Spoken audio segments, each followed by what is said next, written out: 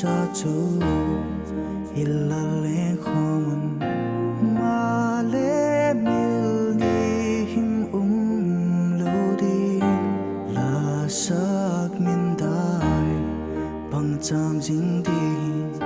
thuak thia ma ha mang pha ti in ka tha ngam phwa ma le i chung pathian len qua a hi tai mo ka hun it ka hun ngai ma le ko ki the hi to lo mo pa ang sung wa ma ikimu tua ma sia ding i mong pa mai le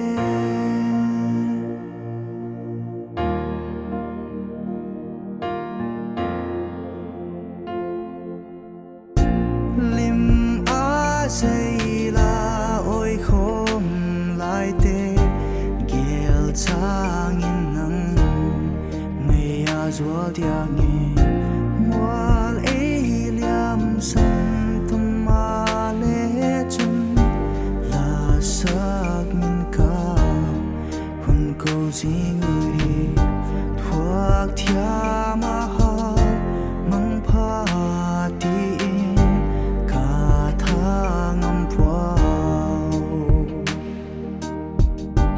ma le i chung pathian len qua a hi tai mo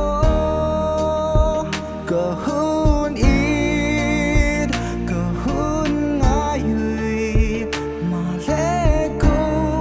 ki the hi to lo mo pa an sung wa ma ikimu tua ma sia ding in mong pha mai le ka hun it ka hun ngai ma le ko ki the hi to lo mo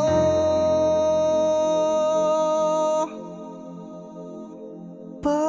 ang sung wa ma ikimu tua ma sia ding in